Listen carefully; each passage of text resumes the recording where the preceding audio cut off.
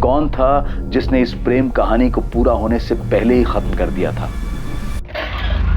Sir, मुझे जिस लड़की का फोन आया था जो अपनी पहचान छुपा रही थी, उसने वो कॉल अहमदाबाद के किसी पीसीओ से किया था। उस लड़के ने ये भी बताया था ना कि जयेश और सोनल अहमदाबाद में? जी सर, और उसने ये भी बताया कि शेखर भाटिया नाम का एक सामाजिक कार्यकर्ता है जो घर से भागे हुए कपल्स की मदद करता है। सोनल और जयेश को रहने के लिए जगह भी शेखर भाटिया ने ही दिलवाई। सोनल, जयेश, आओ। अब ये शेखर भाटिया हमें बता सकता है कि अमित दवे और भावना राठौर कौन है, और अगर उन लोगों ने ही जयेश और सोनल को मारा था तो उनका मकसद क्या था? पारुल, शमशेर से कहो इस शेखर भाटिया का पता लगा।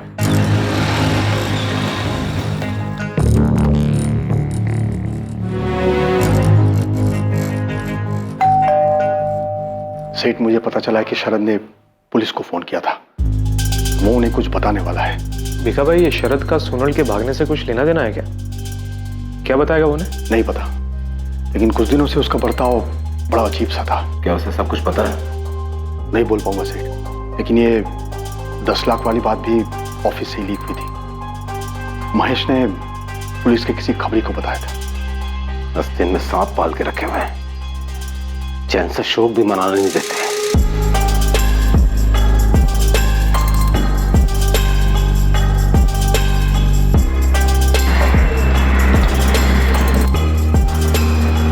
सर, मैं शरद राजपूत। डरो मत, अब तुम सेफ हो। गाड़ी में बैठो।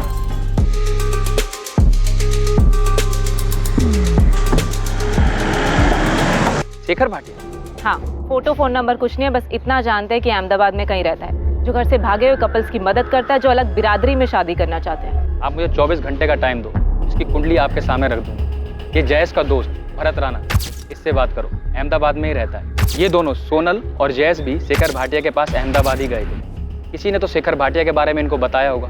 ये शेखर या तो जयेश का दोस्त होगा या तो सोनल की दोस्त शिल्पा या नताशा में से किसी ने इसके बारे में बताया होगा। मैं उनसे बात करती हूँ, तो तब तक शेखर भाटिया को लेकर।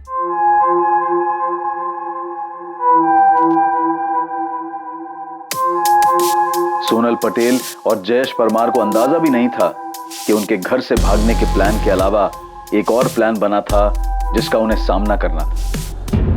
वो प्लान, वो साजिश थी उनकी हत्या की। ये जाहिर था कि कोई उनकी मदद कर रहा था, लेकिन ये भी जाहिर था कि कोई उन्हें मारना चाहता था। कई साजिशें रची गई थी और पुरजोर कोशिश हो रही थी इन साजिशों को अंजाम तक पहुंचाने की।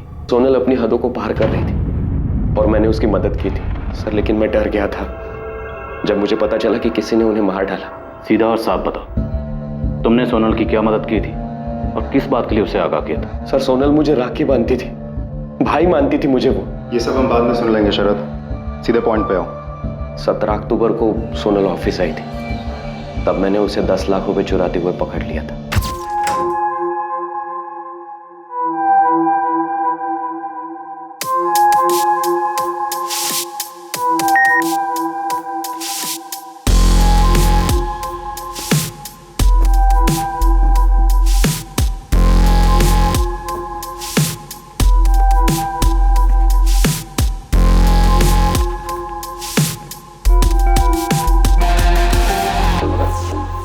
तुम यहाँ?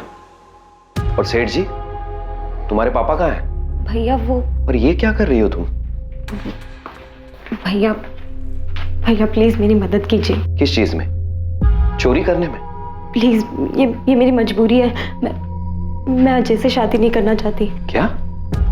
क्यों? क्यों नहीं करना चाहती? मैं जयेश से प्यार करती हूँ। जयेश परमार मेरे कॉलेज में है, हम दोनों एक दूसरे से बहुत प्यार करते हैं, हम शादी करना चाहते हैं। उसी के लिए मुझे ये पैसे चाहिए भैया। प्लीज प्लीज मेरी मदद कीजिए, ये मेरी जिंदगी और खुशी का सवाल है। भैया मैं आपको राखी बांधती हूँ, आप बड़े भाई है मेरे, आप अपनी बहन के लिए इतना नहीं करेंगे? मैं उसके हालात समझ सकता था। अपने पापा के खिलाफ जाने के बाद सोनल के पास भागने के अलावा दूसरा रास्ता भी नहीं था, वरना वो उसे मार देते। ये तो मैं पक्का नहीं कह सकता सर, लेकिन सोनल ने मुझे बताया कि जयेश के बारे में उसने जब घर में बताया तब देवांग सेठ और सभी घर वालों ने जयेश के लिए मना कर दिया था। घर से भागने में तुमने सोनल की मदद की थी? मैंने बस इतनी मदद की कि मैंने किसी को नहीं बताया कि वो कब और कैसे भागने वाली, और उसी ने 10 लाख रुपए चुराए। मैंने सोनल से कहा था कि पहले मैं जयेश से मिलूंगा, और जब मुझे जयेश पर यकीन आ जाएगा तभी मैं उसे 10 लाख रुपए लेकर जयेश के साथ भागने दूंगा। भैया, मैं सोनल को हमेशा खुश रखूंगा। जयेश, तुम्हारे घर वालों को तुम्हारी इस प्लानिंग के बारे में पता है? नहीं, मैंने अभी तक किसी को कुछ नहीं बताया। जा कहाँ रहे हो तुम लोग? भैया, हम पहले यहाँ से सूरत जा रहे हैं और फिर उसके बाद फिर मैं वहाँ से पापा को फ़ोन करूँगी और ये बताऊँगी कि हम दिल्ली में हैं, ताकि वो हमें ढूंढ नहीं पाए। पर तुम लोग सूरत क्या करने जा रहे हो? हमारा एक प्लान बना है सूरत में, वहाँ पर बात हुई है किसी से। देखो, मैं समझ सकता हूँ, तुम जो चाहते हो इसमें कुछ गलत नहीं है और तुम दोनों बालिग हो, तो इसलिए तुम्हें कोई रोक भी नहीं सकता। हाँ, लेकिन अगर तुम लोग किसी प्रॉब्लम या मुसीबत में फंस जाओ तो फौरन वहां से निकल जाना। और सोनल, तुम मुझे कभी भी फोन कर सकती हो। हाँ, थैंक यू भैया। फिर वो चले गए। प्लान के मुताबिक सोनल ने सेठ को बताया कि वो दिल्ली में। अहमदाबाद के बारे में तो मुझे आइडिया भी नहीं था। सर, उनके जाने के बाद उन्होंने मुझे कभी फोन नहीं किया। सर, मेरे अलावा कोई और भी है जो उनकी मदद कर रहा था और उसी से ये अहमदाबाद वाली बात बाहर निकली होगी, जिसके बाद दोनों मारे गए। तुम्हें पता है सोनल के पापा और भाई ने उन दोनों को मारा है, तो आधी कहानी बताने का कोई मतलब नहीं बनता। शरद, कैसे मारा? सर, कैसे ये तो मुझे नहीं पता, लेकिन मुझे भी लगता है कि उन्होंने ही मारा होगा। सर, स्कूटर के चक्कर में आपने उन्हें बताया कि वो दिल्ली में नहीं सूरत में है। असल में आप लोगों ने जयेश और सोनल की जान खतरे में डाल दी। सर, सोनल के पापा बहुत बड़े आदमी हैं, उन्होंने ही दोनों को मार डाला, तो मुझे भी मार डालेंगे। सर, प्लीज प्लीज मुझे बचाइए। हमने सोनल के घर वालों को बताया कि वो दिल्ली में नहीं सूरत में है। इसी से देवांग पटेल और योगेश ने उनका पता लगाया और उन दोनों को मार डाला। सर, हमने तो सिर्फ इतना बताया था कि फोन सूरत से आया था।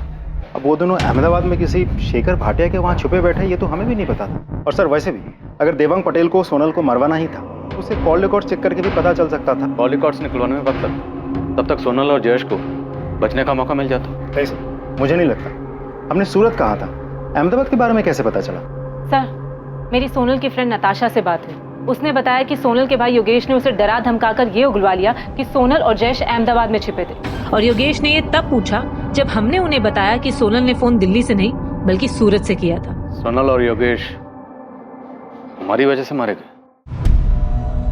नताशा, क्या सोनल के भाई और पापा ने किसी को भेजा था उनका मर्डर करने के लिए?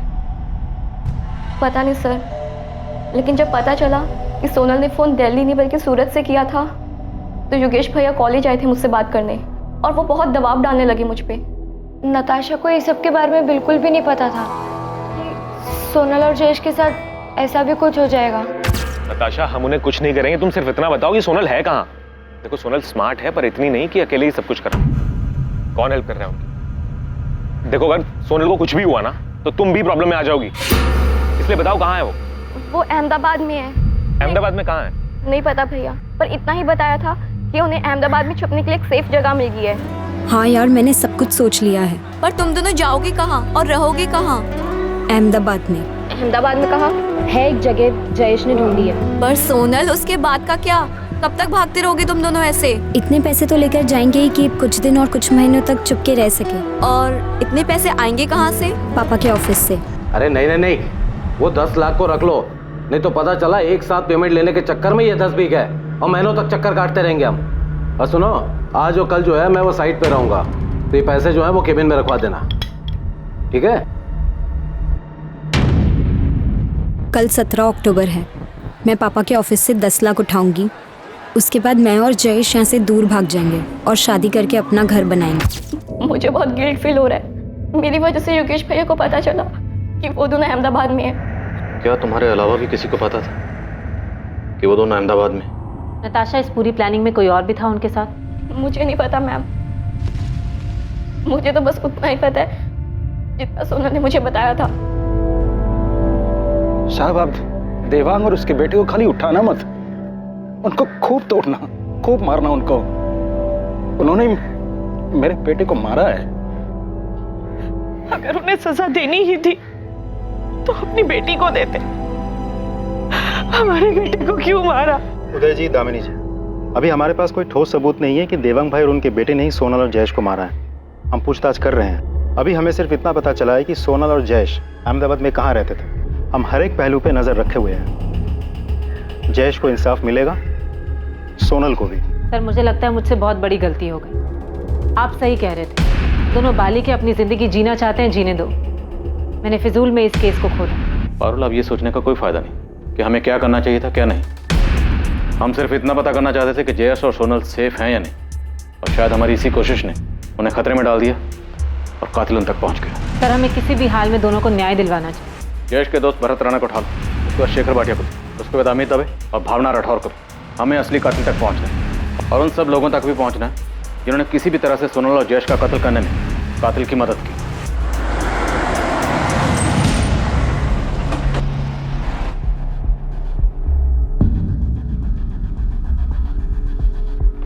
शेखर भाटिया जी, आप कौन?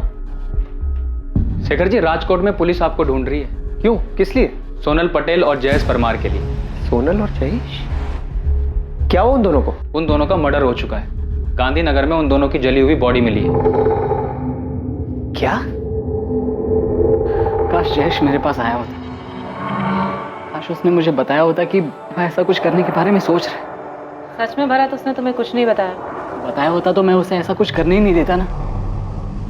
मैडम, जयेश अपनी माँ बाप की इकलौती औलाद था। मेरी तरह बहुत गरीब परिवार से था। माँ बाप ने कितने सपने देखे थे उसके लिए, पढ़ाई में अच्छा था, ये बनना चाहता था। यानी सब क्या? भरत, हम सिर्फ ये जानना चाहते हैं कि सोनल और जयेश शेखर भाटिया तक कैसे पहुंचे, और अगर सोनल के भाई और बाप ने उन दोनों का मर्डर किया है तो वो उन दोनों तक कैसे पहुंचे और उन दोनों को कैसे मारा। आप बताइए, मैं आपकी मदद कैसे करूं जबकि मुझे कुछ भी नहीं पता है सिवाय इसके कि वो मेरा अच्छा दोस्त था। मुझे तो उस पर दुख कम गुस्सा ज्यादा आ रहा है। फाइनल ईयर में था, ये बन जाता अगले साल तक। पूरी लाइफ पड़ी थी उसके सामने, लेकिन नहीं, शादी और प्यार का भूत सवार हो गया। भरत, अब जो हो चुका उससे बदला नहीं जा सकता। तुम हमें बस। मैडम, मैं भी आपसे यही कह रहा हूँ कि जो हुआ है उसके बारे में मुझे कुछ नहीं पता है। मुझे तो ये समझ में नहीं आ रहा है कि मैं उसके माँ बाप को कैसे समझाऊं। वो बार बार मुझे एक ही बात बोले जा रहा है कि तू तो उसका अच्छा दोस्त था, तूने क्यों नहीं समझाया उसे। अब मैडम, मैं उसे कैसे समझाता, क्योंकि जयेश ने मुझे कुछ बताया नहीं इसके बारे में। अगर बताया होता ना तो उसको 2 थप्पड़ लगा देता, सारा ये प्यार और शादी का भूत उतार देता। भरत,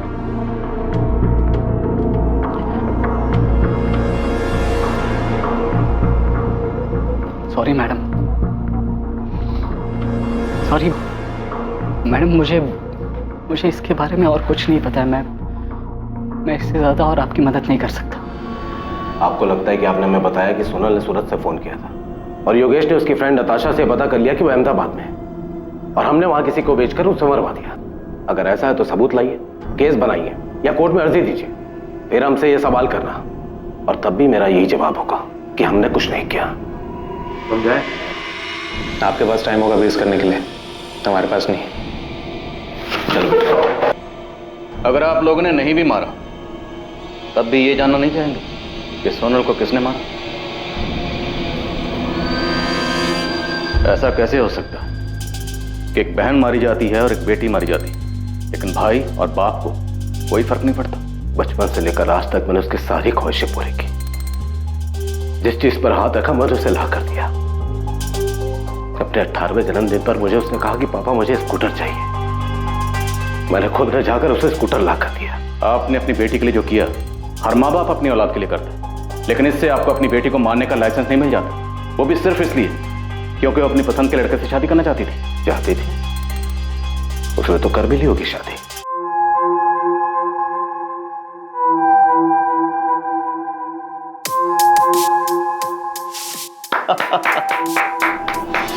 हम उसे सिर्फ इसलिए ढूंढ रहे थे ताकि उसे ये बोल सकें कि उसने जो कुछ किया है ठीक है। अब उसे हमसे ऐसे भागने की या छिपने की कोई जरूरत नहीं। और आप लोगों को लगता है कि मैं आप लोगों की इन बातों पर यकीन कर रहा हूं क्योंकि इसके अलावा आपके पास और कोई चॉइस नहीं है, वरना साबित करो कि सोनल और जयेश को हमने मारा है।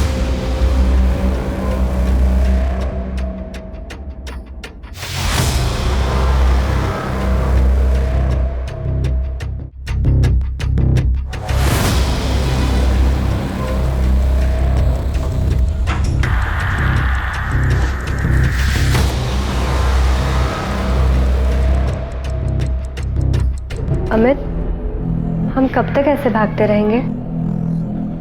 भावना, बस कुछ दिन और, अमित, मुझे लगता है हमें यहाँ से कहीं दूर चले जाना चाहिए। अपने नाम बदल लेने चाहिए ताकि कोई हम तक पहुँच ही ना पाए। अगर ज़रूरत पड़ी ना तो वो भी करेंगे, लेकिन अभी के लिए यहाँ पर थोड़ा रुकते हैं, थोड़ा आराम करते हैं, उसके बाद आगे की सोचते हैं।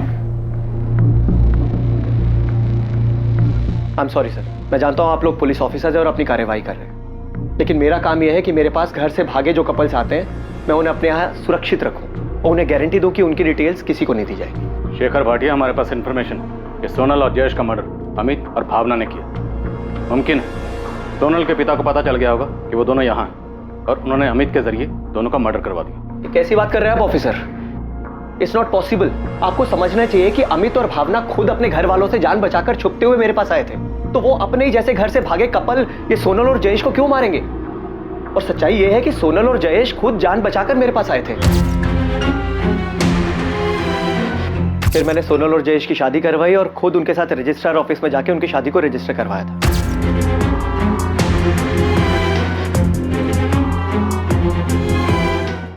सर 19 अक्टूबर से 2 नवंबर पूरे 2 हफ्ते वो यहीं पर मेरे दिए रूम में रहे, और जब वो यहाँ से जाने लगे तो मैंने उनसे पूछा भी था कि क्या उन्हें पूरा यकीन है कि यहाँ से बाहर जाकर वो लोग सेफ रहेंगे, क्योंकि पता नहीं क्यों मुझे उनके लिए डर था। मेरी पापा से बात हुई है, वो जयेश से मिलना चाहते हैं। उन्हें हमारी शादी से कोई प्रॉब्लम नहीं है। भैया हम यही तो चाहते थे कि सोनल के घर वाले हमें एक्सेप्ट कर ले। सोनल के पापा का इतनी जल्दी तुम्हारे रिश्ते को एक्सेप्ट करना बहुत अजीब लग रहा है मुझे। भैया वो मेरे पापा हैं। बिल्कुल सोनल, वो तुम्हारे पापा हैं, इसीलिए कह रहा हूँ। मैंने बहुत से केसेस में देखा है कि देखो, मैं नहीं चाहता तुम दोनों के साथ कुछ भी ऊंच नीच हो। भैया मैं आपका डर समझ सकता हूँ, लेकिन आप चिंता मत करो, ऐसा कुछ भी नहीं होगा। आप हमें जाने दो, और आपने हमारे लिए जो कुछ भी किया है हम वो कभी नहीं भूल पाएंगे। हाँ भैया, और अब तो पापा और भैया दोनों मान गए हैं। वो जयेश का एक्सेप्ट करने के लिए तैयार है, तो हमें जाना चाहिए। मुझे डर था कि वो लोग गलती कर रहे हैं, फिर भी मैं उन्हें रोक नहीं पाया, और मेरा डर सच साबित हुआ। ये सोनल और जयेश का मैरिज सर्टिफिकेट है। मैं इसे सोनल के घर पे भेजने ही वाला था, लेकिन उससे पहले ही आपके आदमी ने आके मुझे बताया कि उन दोनों का मर्डर हो गया है। ऑफिसर, मुझे सोनल और जयेश के लिए बहुत बुरा लग रहा है कि मैंने उन दोनों को यहाँ से क्यों जाने दिया। सोनल और जयेश आपके पास कैसे आए थे? जयेश ने मुझे फ़ोन किया था राजकोट से, शायद भागने से 1 हफ्ता पहले। अगर जयेश ने आपको फ़ोन किया था तो जयेश के कॉल रिकॉर्ड में हमें आपका नंबर क्यों नहीं दिखा? सर, जयेश ने बहुत ज़बरदस्त प्लानिंग की हुई थी, और मुझे पूरा यकीन है कि उसने मुझे मोबाइल से नहीं बल्कि पीसीओ से फ़ोन किया हो। हमें कुछ दिनों के लिए छुपकर रहने के लिए एक जगह चाहिए थी। क्या आप हमारे लिए कुछ कर सकते हैं? जयेश, कहाँ से बात कर रहे हो? जी सर, मैं राजकोट से बोल रहा हूँ। मैं और सोनल एक दूसरे से बहुत प्यार करते हैं और हम शादी करना चाहते हैं, लेकिन हमारी फैमिलीज हमारे अगेंस्ट है। क्या आप हमारी मदद कर सकते हैं सर? हाँ जयेश, मैं मदद कर सकता हूँ तुम्हारी, लेकिन उससे पहले तुम्हें मुझे अपनी उम्र बतानी होगी। सर हम दोनों बालिग हैं, मैं 21 साल का और सोनल 20 साल की है। जयेश, सिर्फ बोलने से नहीं चलेगा, तुम्हें मुझे अपना एज प्रूफ देना होगा। तो तुम दोनों में से किसकी फैमिली अगेंस्ट है? मेरी। हम पहले सूरत गए, फिर वहां से सोनल ने अपने पापा को फोन किया।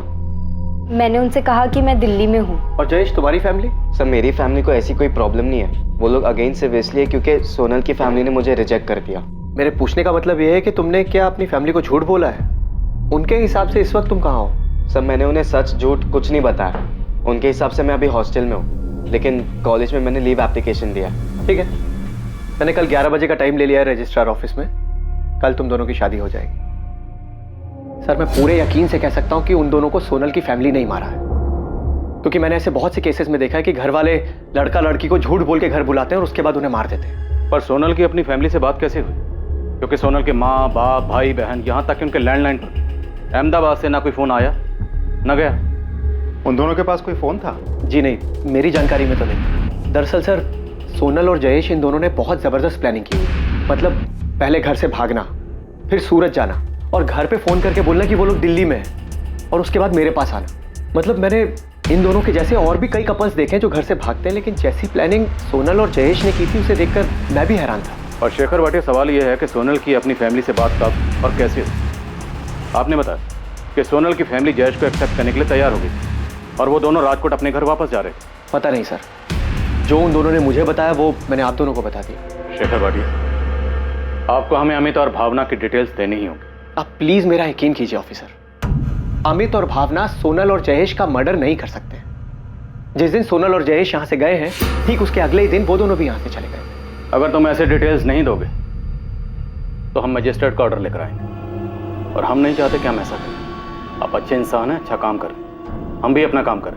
हमें किसी भी तरह से सोनल और जयेश के कातिल तक पहुंचना। अगर इन दोनों का कत्ल सोनल के बाप और भाई ने भी किया तब भी उनके खिलाफ हमें सबूत चाहिए होंगे, और हमारे पास पुख्ता इन्फॉर्मेशन है कि सोनल और जयेश के मर्डर में अमित और भावना शामिल हैं।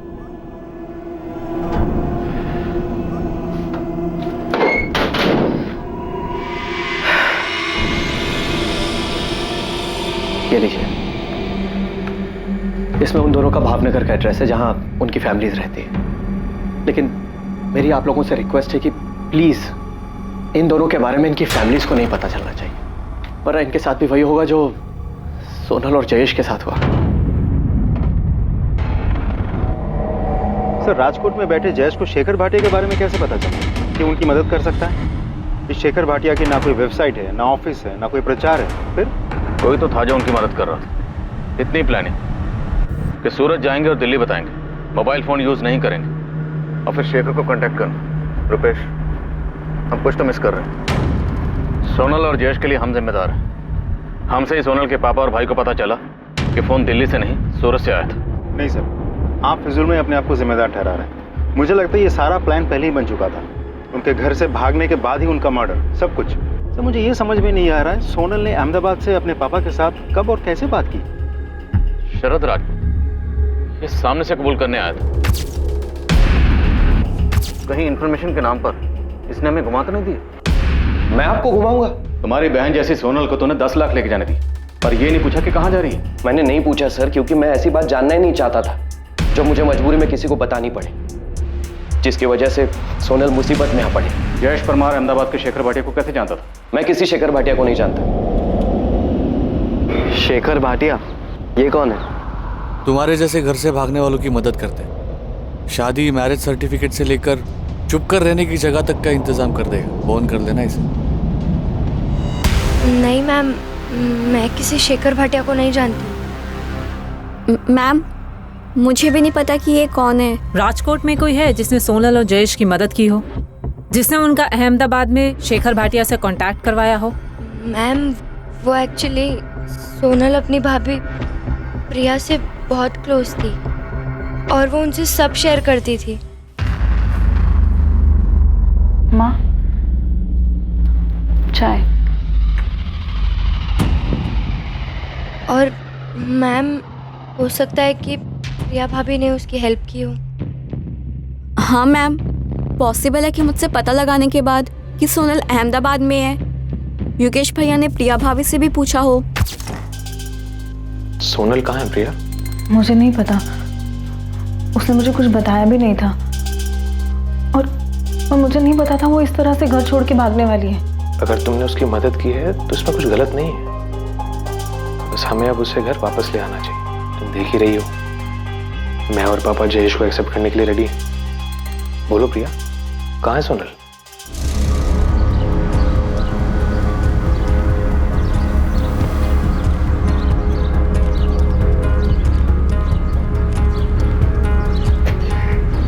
प्रिया, गाड़ी में बैठ। इस बार बातचीत थोड़ी लंबी चली। सेठ, अंदर आ जाओ। हाँ। सेठ, आज सुबह पुलिस वाले मुझे पूछताछ के लिए लेके गए थे। 36 तरीके से 36 सवाल पूछा उन्होंने। ये भी पूछा कि आपके और योगेश के पास कोई दूसरा नंबर है क्या। और सेठ, मुझे नंबर देना पड़ा, वरना वो लोग मुझे छोड़ते ही नहीं। भीखा भाई जी, आप मेरे सबसे ईमानदार आदमी हो। जी सेठ, आपको कोई शक है? नहीं, शरद पे मुझे गुस्सा नहीं है, उसने जो किया सो किया। पर इस बात का दुख है कि जब सोनल यहां पर आई थी तभी आपको मुझे फोन करके बता देना चाहिए था। मुझे कैसे पता होता सोनल बेबी ये सब करेगी? वो आपकी लाडली भी थी। अगर उसने कहा कि उसे आराम करना है, केबिन खोल दो, तो मैं मना कैसे कर सकता सेठ?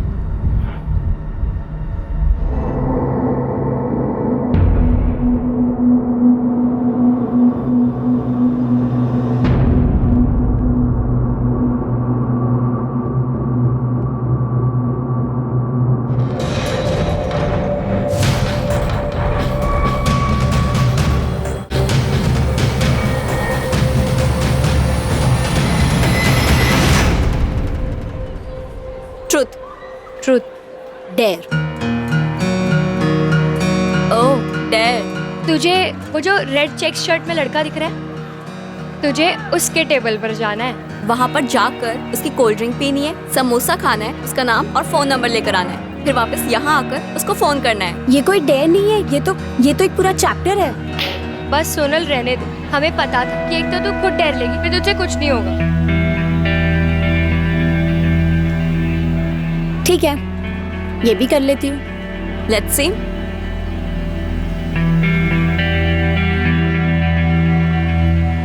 हाय, I am Sonal.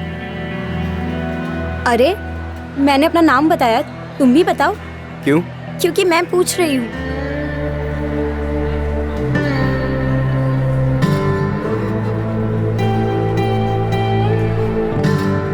Excuse me, क्या चल रहा है ये सब? समोसा तो बहुत टेस्टी है। तुम जो ये अपना समझ के खा रही हो ना, इसके मैंने पैसे भरे, फ्री का नहीं है ये। एक काम करो, काउंटर पे जाओ, एक और कोल्ड ड्रिंक और समोसा ऑर्डर करो और सोनल का नाम ले लेना, तुमसे पैसे नहीं पूछेंगे। थैंक यू, बट नहीं चाहिए। तुम ये भी खा लो और ये भी पी लो। अरे अब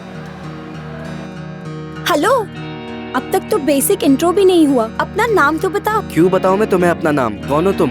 अभी तो अंदर बताया, मेरा नाम सोनल है। अच्छा, एक्चुअली ना मुझे ना डेयर मिली थी, प्लीज अपना नाम और नंबर दे दो, वरना मेरी दोस्त ना मेरा जीना मुश्किल कर देंगे। मैं ना ही तुमको अपना नाम बता रहा हूँ और ना ही मैं तुमको अपना नंबर दूंगा। अरे प्लीज टेंशन मत लो, मैं तुम्हें क्रेडिट कार्ड बेचने के लिए फोन नहीं करूंगी, दे दो ना नंबर। समोसा और कोल्ड ड्रिंक तो तुमने देख लिया, नाम जयेश परमार और ये है उसका फोन नंबर।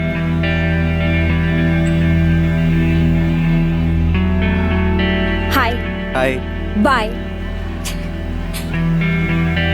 कितना इंसल्ट। हेलो।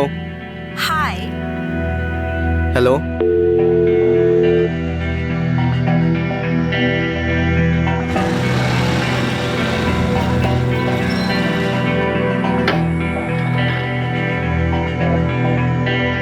मैंने तुम्हें अपना फोन नंबर दिया तो तुम रोज रोज ऐसे कॉल करके परेशान करोगी? मैं तो सिर्फ हाय बोलने के लिए कॉल करती हूँ, अब तुम्हें हाय बोलना भी परेशानी लगती है? नहीं, पर हाय बोल के कॉल काट क्यों देती हो? क्योंकि मुझे सिर्फ उतना ही बोलना होता है।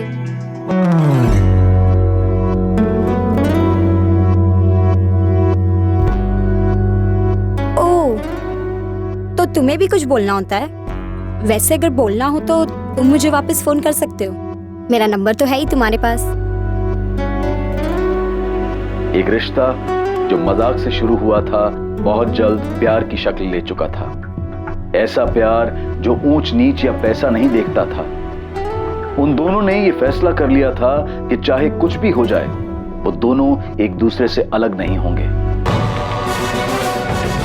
लेकिन उनकी हत्या ने उन्हें उस जिंदगी से दूर कर दिया जिस जिंदगी को वो साथ जीने के सपने देख रहे थे। नहीं मैम, मैंने सोनल और जयेश की भागने में बिल्कुल मदद नहीं की थी, और अब लगता है कि काश कर दी होती। रिया, तुम अब भी उनकी मदद कर सकती, ये बताकर कि तुम्हारे पति योगेश और तुम्हारे ससुर देवांग पटेल ने उन दोनों को कैसे मारा और उन दोनों तक कैसे पहुंचे। वो उन्होंने ऐसा कुछ भी नहीं किया मैम, उन्होंने नहीं मारा है। रिया, जुर्म छुपाना भी एक बहुत बड़ा जुर्म है। तुम मर्डरर को पता है मैम, लेकिन उन्होंने नहीं मारा है। तो फिर किसने किया है? किसके पास मोटिव था जयेश और सोनल को मारने का? जयेश के माँ बाप के पास, जिन्हें यह भी नहीं पता था कि उनका बेटा हॉस्टल में है या नहीं। प्रिया, मैं आखिरी बार पूछ रही हूँ, क्या सोनल उन्हें मिली? कैसे पहुंचे वो उस तक? नहीं मिली, ढूंढने पर भी नहीं मिली, और उन्होंने नहीं मारा है सोनल को। सर, योगेश और देवांग पटेल के बाकी के 2 नंबर्स भी हमने स्कैन किया, लेकिन कुछ मिला नहीं। किसी हिस्ट्री शीटर का नंबर नहीं, कोई सस्पिशियस एक्टिविटी नहीं। अहमदाबाद में किसी को कॉल किया? नहीं सर। ऐसा कैसे हो सकता रुपेश? कहीं हम गलत ट्रैक पर तो नहीं? ऐसा तो नहीं कि ये केस ऑनर किलिंग का है ही नहीं। सर, पारुल ने प्रिया से अलग अलग तरीके से सवाल किया, उसे डराई, धमकाई, इमोशनल करके भी सवाल पूछा। अब तक तो प्रिया को टूट जाना चाहिए था, लेकिन ऐसा कुछ हुआ नहीं। सर, अब भी ये सवाल बना हुआ है कि सोनल ने अहमदाबाद से कब और कैसे देवांग पटेल से बात की, जब देवांग पटेल ने उन्हें कहा कि वो उन्हें माफ कर चुके हैं और जयेश को भी अपनाना चाहते हैं। अब आप सलीके से पूछ रहे तो बता देता हूँ। सोनल से मेरी आखिरी बार तब बात हुई थी जब उसने मुझे सूरत से फोन किया था। उसके बाद मेरी कोई बात ही नहीं हुई। हाँ, छोटी बहन थी मेरी, ढूंढ रहे थे उसे हम दोनों, जानना चाहते थे कहाँ है, कैसी है। उसे ऐसे घर छोड़ के नहीं भागना चाहिए था। बाप हूं मैं उसका, जल्लाद नहीं। प्यार करता था मैं उससे।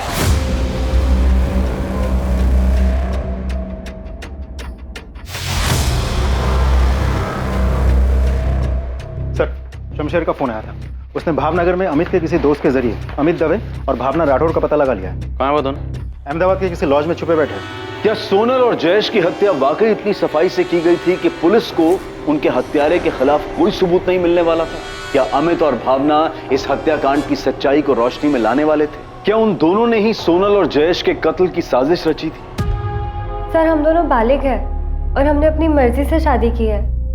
सर, आप अगर हमें हमारे घर वालों के पास भेज देंगे तो वो हमें पक्का मार देंगे। तो खुद को बचाने के लिए तुम लोगों ने सोनल और जयेश को मारा, ताकि जब जली हुई लाशें मिले तो सबको यही लगे कि तुम लोग मर गए और उसके बाद तुम लोग आजाद हो जाओ। यही प्लान बनाया था ना तुम दोनों ने? ये आपको किसने बताया? ये छोड़, आगे बोल। ये आपको राशि ने बताया? जिसने भी बताया हो, प्लान तो तुम्हारा ही था ना। सर, आप उस राशि की बातों में आ गए। हम ऐसा क्यों करेंगे? बेचारे सोनल और जयेश भी हमारी तरफ अपने पापा के डर से अपने घर से ही भागे हुए थे सर। और हम सब, यहाँ तक कि राशि और उसके हस्बैंड रौनक भी शेखर भैया के घर पे अहमदाबाद में छुपे हुए थे। और हम सब ने साथ में मिलकर बहुत अच्छा टाइम बिताया सर। हम क्यों मारेंगे सोनल और जयेश को? उनकी तो नई नई शादी हुई थी, हमारी तरह वो भी बहुत खुश थे और हम सब अच्छे दोस्त बन गए थे। और सर, मुझे मालूम है आपको ये राशि नहीं बताया, क्योंकि मैंने राशि को बताया था। तो खुद को बचाने के लिए किसी को भी मार दोगे? ऐसा मैं नहीं, अमित कह रहा था। अरे यार, मैं तो मजाक कर रहा था यार। देखो, हम सब की हालत क्या है, हम ऐसा क्या करें कि हमारे घर वाले हमारा पीछा करना छोड़ दें।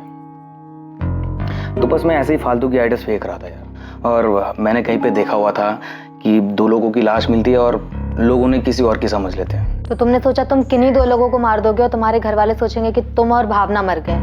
अरे यार, वो तो मैंने ऐसे ही बोला था। क्या मैं सच में ऐसा करूंगा?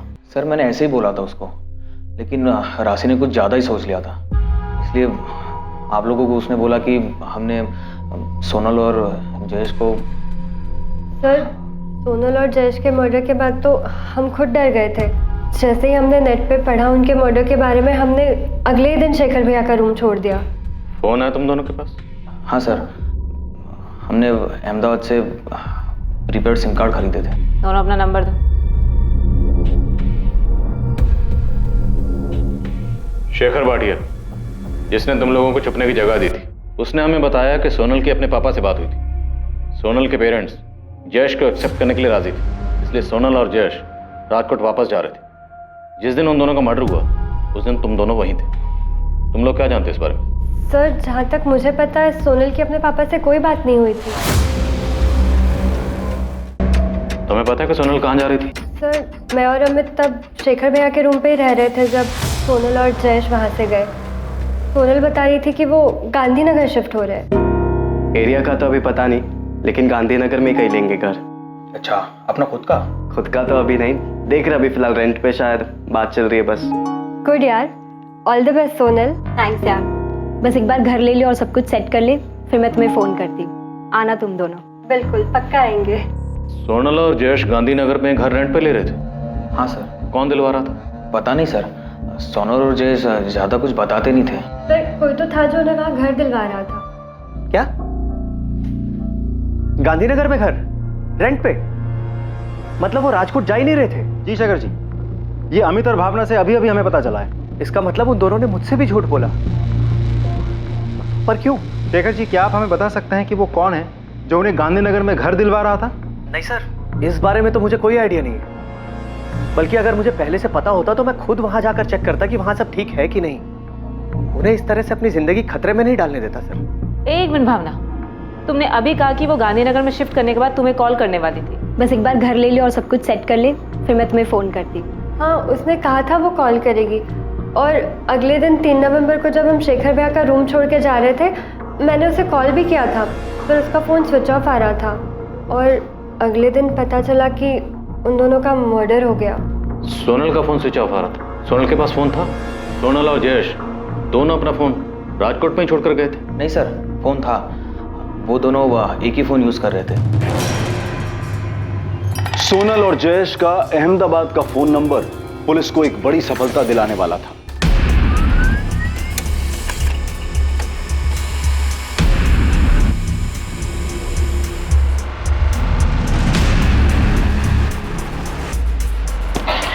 सर, उसके पास जो नंबर था वो जयेश परमार के नाम पर प्रीपेड सिम था। कॉल रिकॉर्ड से कुछ detail? Yes sir, last page पर है। उस रिकॉर्ड से हमें एक अहमदाबाद का नंबर मिला जिस पर रेगुलर बात हो रही थी। और अभी ये नंबर स्विच ऑफ? जी सर, डिटेल मंगवाई है, जल्दी आ जाएगी। अब ये नंबर ही इस केस की बिक्री कड़ियाँ जोड़ेगा। जितनी जल्दी हो सके इस नंबर की डिटेल मंगवाओ।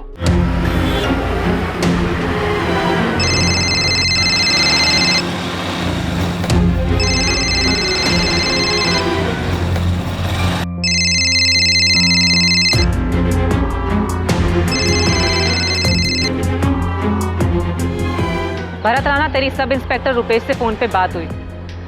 उसके बाद तू मुझसे भी मिला था। हाँ, वो जयेश के बारे में ना। फिर तूने हमें ये क्यों नहीं बताया कि जयेश ने अहमदाबाद आने के बाद अपने और सोनल के लिए एक प्रीपेड नंबर लिया था और तेरे पास भी अहमदाबाद का दूसरा नंबर था जिससे तू हर रोज जयेश से बात करता था। तुझे क्या लगा हम यहाँ तक पहुंच नहीं पाएंगे? पर हम पहुंच गए। अब तू सोच कि तू कहाँ पहुंचेगा।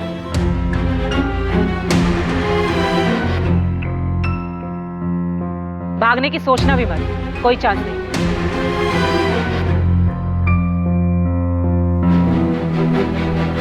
एक्टिविस्ट है ये, तुम्हारे जैसे घर से भागने वालों की मदद करता है। ये शादी, मैरिज सर्टिफिकेट से लेकर छुप कर रहने की जगह तक का इंतजाम कर देगा। फोन कर लेना इसे। Thank you Bharat. अबे थैंक यू क्यों बोल रहा है? बचपन का दोस्त हूं मैं तेरा, तेरे काम नहीं आऊंगा। जब जयेश परमार के पिता ने सोनल के घर वालों से बात करने से मना कर दिया, जब सोनल के घर वालों ने जयेश से मिलने तक से मना कर दिया, तब सोनल और जयेश ने घर से भाग जाने का प्लान बनाया। और तब जयेश ने तय किया कि वो अपने बचपन के दोस्त भरत राणा से बात करेगा और सोनल के साथ भागने में भरत की मदद लेगा। यार जयेश, ये घर से भागना, शादी करना और आगे लाइफ में सेटल होने के लिए, और उससे भी ज्यादा इंपॉर्टेंट है कि वो सोनल के पापा तुम दोनों तक ना पहुंचे ना, इन सब के लिए बहुत सारे पैसे लगेंगे। मुझे पता है जयेश, लेकिन अभी फिलहाल के लिए टेंशन नहीं है। सोनल कह रही है कि उसके पास पैसे हैं, उसने अपने पॉकेट मनी से सेव किए। तू पॉकेट मनी के भरोसे घर से भाग रहा है? नहीं यार, लेकिन सोनल पैसे अरेंज कर लेगी। अरे भाई, कितना कर लेगी? कितना तो नहीं पता, लेकिन 2-4 लाख तो कर ही लेगी वो। सही है, क्योंकि लाखों की जरूरत पड़ेगी हमें। यार भरत भाई, एक हेल्प कर देना, रेंट पे घर दिला दे प्लीज। तू टेंशन मत ले, मैं सब अरेंज करवा दूंगा। तूने शेखर भाटिया को फोन किया? हाँ, उसने कहा कि जब भी आना हो आ जाना। गुड। अब मेरी बात ध्यान से सुनना। अपना और सोनल का फोन राजकोट में ही स्विच ऑफ करके उसका सिम कार्ड निकाल के फेंक देना। फिर उसके बाद सीधा अहमदाबाद आने के बजाय पहले सूरत जाना। वहां से सोनल के घर वालों को फोन करके बोलना कि तुम लोग दिल्ली में हो। लेकिन क्यों? सोनल के घर वालों को कुछ बताने की जरूरत ही नहीं है, इसलिए तो भागना पड़ रहा है हमें। अबे भागना नहीं पड़ेगा, इसके लिए तो उन्हें बताने की जरूरत है। अगर सोनल के घर वाले उसे ढूंढने निकले तो वो लोग पहले दिल्ली जाएंगे, नंबर भी ट्रेस कर लिया तो वो लोग सूरत जाएंगे। वो सोच ही नहीं पाएंगे कि तुम लोग अहमदाबाद में हो। अच्छा, ये सही है, तो फिर हम ऐसा ही करेंगे। भाई सब ठीक तरीके से करना है ना, तो उसके लिए प्रॉपर प्लानिंग और पैसों की जरूरत पड़ती है। प्लान मैं बनाता हूँ, तो पैसे का देख। वो 5 लाख का इंतजाम हुआ?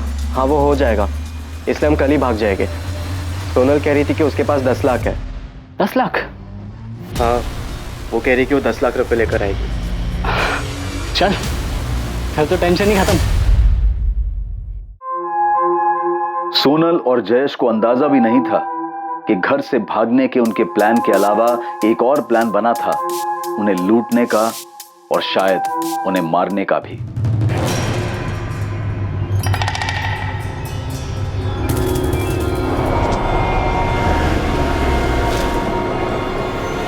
भरत, ये तो हमें कहाँ ले आया है? यहाँ पर मुझे कोई भी घर दिखाई नहीं दे रहा है। कैसे नहीं दिखाई दे?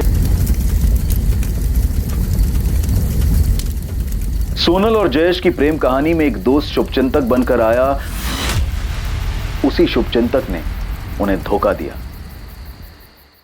भरत राणा, ऐसा क्या हुआ था कि तू बचपन से मदद करने वाला दोस्त मसीहा से सीधा शैतान बन गया? पैसे मिले थे दोनों को मारने के, किसने दिए? देवांग पटेल ने या योगेश ने? देवांग और योगेश ने लालच दिया था या फिर 10 लाख का लालच आ गया था जो सोना लेकर भागी थी? बोल के मत। किसके इशारे पर मारा? क्यों मारा दोनों को? सोनल और जयेश की हत्या की साजिश उनके घर छोड़कर भागने के प्लान के साथ ही रची गई थी। शेखर भाटिया भी इस साजिश का हिस्सा था, वो भी तब से जब जयेश अपने दोस्त भरत से मदद मांगने गया था।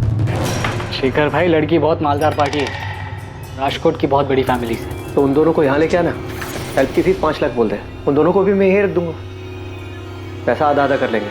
नहीं भाई, लड़की बहुत बड़े घर की है, छोटी जगह में रह नहीं पाएगी, इसलिए तो जयेश को अलग से घर चाहिए रेंट पे। यहाँ लेकर आऊँगा तो बेकार में दिक्कत हो जाएगी। नहीं, अरे मैं कह रहा हूँ तू लेके तो आ, घर से भाग के आ रहे हैं, छुप के रहना पड़ेगा, ऐसे में कहाँ सब उनकी मर्जी से मिलने वाला है। चिंता मत कर, तू लेके आ, देख लेंगे। ये तुम लोगों का बेड है और ये कबर्ड। भरत, तूने मुझसे उस जगह के 5 लाख लिए, वो जगह 5 लाख की है। अबे सिर्फ जगह के पैसे नहीं लिए, शादी करवाई, रजिस्ट्रेशन करवाया, रहने को जगह दी है, सेफ्टी है, खर्चा होता है भाई इन सब चीज़ों में। भरत देख, मुझे मत सिखा, मैं भी कॉमर्स स्टूडेंट हूँ, मुझे पता है कि कहाँ पर कितना पैसा खर्च हो सकता है। भरत भाई, हम ऐसे 10 लोगों के बीच में इतनी कम स्पेस में नहीं रह सकते, हम दोनों को अपना खुद का घर चाहिए। तो बड़े घर के लिए बड़ा पैसा लगता है, 5 लाख रुपए में यही मिल सकता है। लेकिन भरत, जब मैंने तुझसे बात की थी तब तूने मुझे कहा था कि इतने पैसों में आराम से एक घर मिल जाएगा रेंट पे, और थोड़ा और आगे जाएंगे तो 1 रूम किचन मिल जाएगा, वो भी खुद का। जयेश यार, मैंने तुझे शेखर भाई के साथ मेन सिटी में रखा है, अब ऊपर से तू बोल रहा है। सॉरी भरत, हम यहाँ पर नहीं रह पाएंगे। हाँ तो मेरी तरफ से भी सॉरी है, क्योंकि 5 लाख रुपए में यही मिल सकता है। लेकिन तूने पहले तो कहा था कि हो जाएगा सब कुछ। हाँ तो मैं तो अब भी बोल रहा कि हो जाएगा, बस 5 लाख रुपए और चाहिए, सिंपल। भरत, तुझे पहले 5 लाख दिए, अब तुझे और 5 लाख चाहिए। खुद का घर मिलना इतना आसान नहीं है, एक तो तुम दोनों घर से भागे हो यार, सारे इंतजाम करने पड़ेंगे। सोनल अपने पिता के ऑफिस से 10 लाख चुरा कर लाने वाली है, ये जयेश ने भरत को पहले ही बता दिया था। इसलिए भरत के लिए दोस्त की मदद करने की बजाय ये एक झटके में बड़ी रकम कमाने का मौका बन गया था।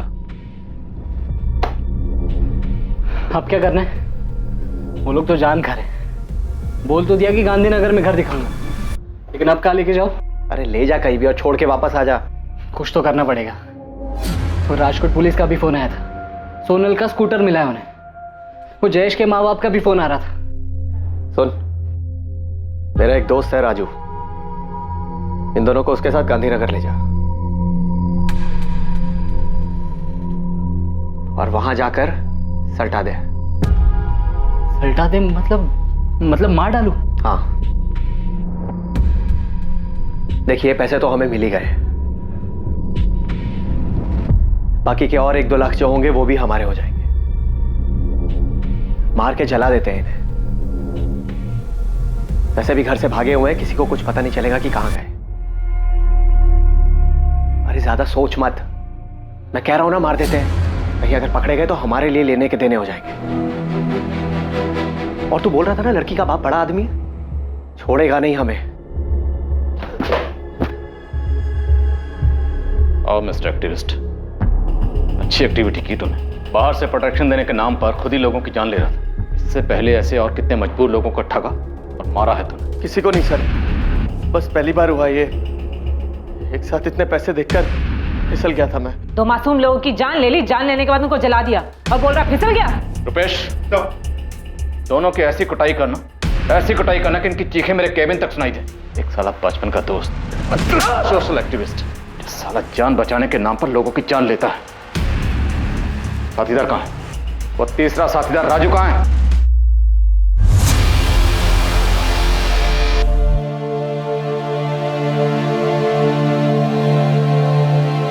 इस प्रेम कहानी में प्रेमियों का घर से भाग जाना तो था, पर ऑनर किलिंग यानी कि सम्मान के लिए की गई हत्या जैसा कुछ भी नहीं था। 2 युवा प्रेमियों के परिवार वाले उनके घर से भाग जाने की प्लानिंग से अनजान थे इस बात से कि एक दोस्त ने पैसों के लालच में उनके बच्चों को मारने का प्लान बनाया था।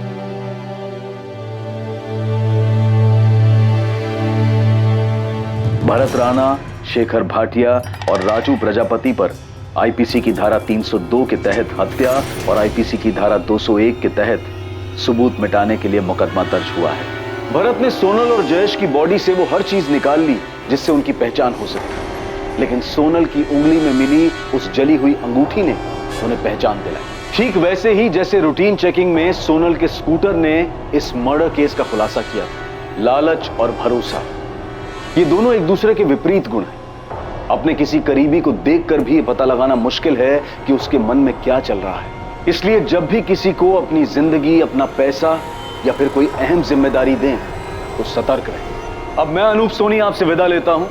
कल कौन बनेगा करोड़पति के करमवीर एपिसोड के बाद आपसे फिर मुलाकात होगी एक और नए केस के साथ। और याद रखें, क्राइम और आपके बीच में सिर्फ इतना फर्क है कि आप कितने सतर्क हैं। सतर्क रहें, सुरक्षित रहें। जय हिंद।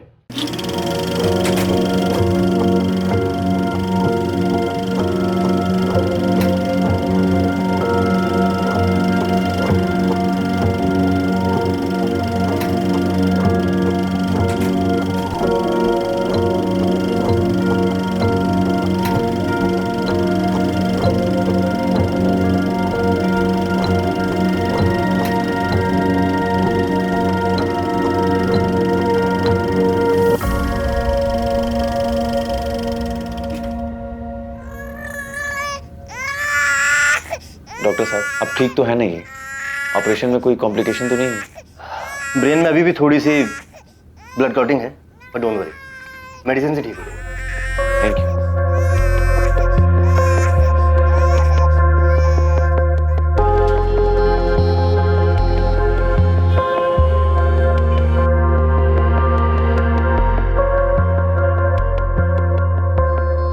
ये मीनल और प्रदीप अभी तक आए नहीं। ये देखो दादी, मम्मी, पापा और छवि। अरे वाह छवि, बहुत अच्छी ड्राइंग बनाई, पर धरा को नहीं बना। कोई बात नहीं, मैं बना लूं। तो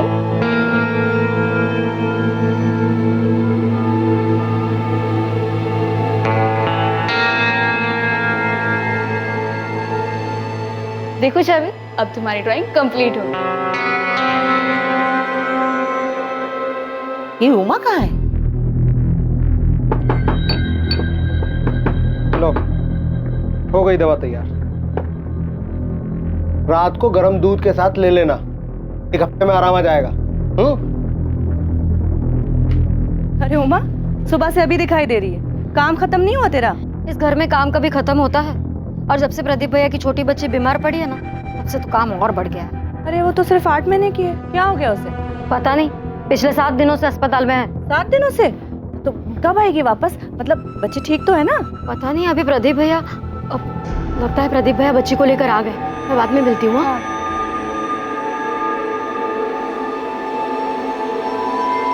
मम्मा आप आ गई। रुको छवि, तेरा गोद में है ना? अरे छवि, हक सिर्फ मम्मा को, पापा को? डॉक्टर ने क्या बोला चाची? डॉक्टर ने कहा कि अब बिल्कुल ठीक है। अरे आ गई।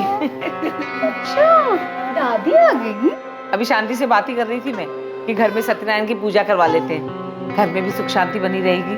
माँ जी, पंडित जी से बात हो गई, उन्होंने कहा कल का दिन एकदम शुभ है, कल करवा लेते हैं पूजा। ठीक है, चलो।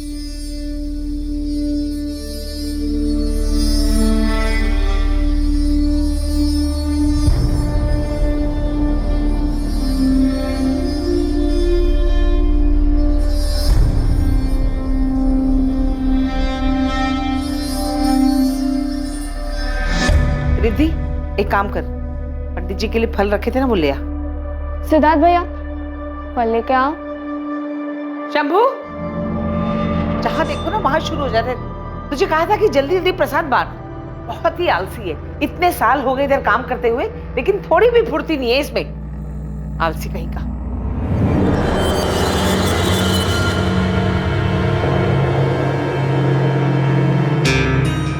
दीदी, बहुत अच्छा हुआ जो धरा खतरे से बाहर आ गई। मेरी तो ना जान ही सूख रही थी। अरे वाह दीदी, कितना सुंदर नेकलेस है। वैसे कुछ भी कहो, तुम ना बहुत लगी। इतना अच्छा हस्बैंड, इतना अच्छा परिवार और इतने प्यारे प्यारे बच्चे। वैसे शीतल, लकी तो हूँ मैं, पर बस जेठानी के मामले में लक ने कुछ साथ नहीं दिया मुझे। हेलो भैया, कैसे हो आप? पापा कहाँ है? अंदर है, पूजा में है। क्या बात है भाभी, आज तो बड़ी सुंदर लग रही हो। चल कुछ भी। कहाँ चल दिए? अभी एक्चुअली एक काम है, वरना जाने का तो मेरा भी दिल नहीं है। अच्छा भैया भाभी के आते ही कल्टी। हाँ ऐसी बात नहीं है भाभी, आप प्लीज जाइए, मैं आता हूँ थोड़ी देर में, ठीक है? मम्मा मेरे साथ खेलो ना। कब से देख रही हो, आप सुबह से इसके साथ ही खेल रही हो।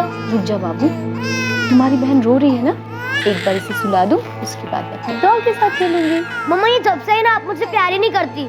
अरे बेटा मम्मा को करने दो उसे प्यार, लेकिन पापा आपसे प्यार करते। आजा आजा आजा आजा मेरा बच्चा। शायद इसे भूख लगी है। एक काम करता हूँ, मैं उमा से दूध बनवा कर लाता हूँ।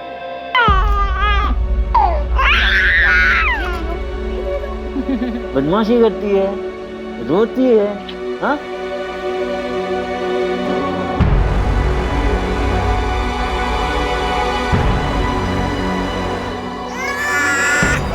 अरे क्या कर रही हो तुम? ये तो ना छोटी बहन है ना तुम्हारी। लेकिन मम्मा ये मेरी डॉल की बाल खींच रही है। कुछ नहीं करेगी वो। मेरे बेबी को क्या चाहिए? डॉल चाहिए था, खेल लो। मम्मा मेरे साथ खेलो ना। तुम ना रिद्धि दीदी के साथ खेल लो, मैं इस बेबी को सुला कर आती हूँ, डॉल के साथ खेलने आ जाऊंगी। मम्मा आप हमेशा ऐसा ही करते हो, आप मेरे साथ कभी नहीं खेलती। छवि सुनो तो।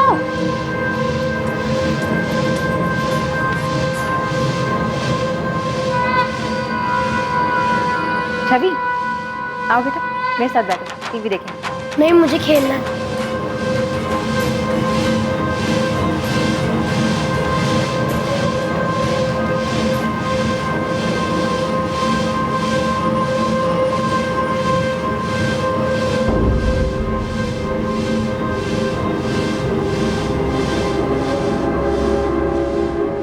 ये चल रहा है, कोई है भी नहीं यहाँ पर।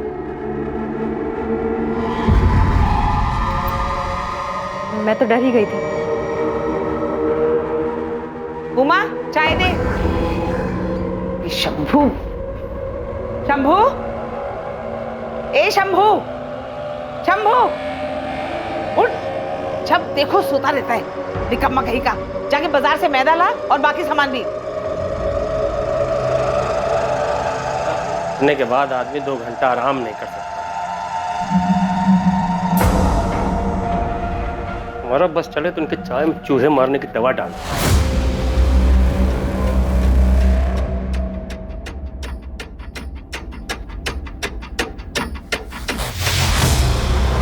भाभी, भाभी चाय। अच्छा रख दो टेबल पर। उमा, धारा माजी के पास है क्या? नहीं माजी के पास तो नहीं है, मैं अभी सबको चाय देकर आई, किसी के पास धारा नहीं है। माजी धारा कहाँ है? धारा तुम्हारे साथ ही तो थी। रिद्धि, रिद्धि, रिद्धि, धारा कहाँ है? मुझे नहीं पता चाची। हे भगवान, मेरी बेटी कहाँ चली गई? प्रदीप आए थे क्या? शायद वो उसे बाहर ले गए हो। नहीं दीदी, जीजू तो नहीं आए, मैं तो यहीं बैठकर टीवी देख रही हूँ। हे भगवान, मेरी बेटी।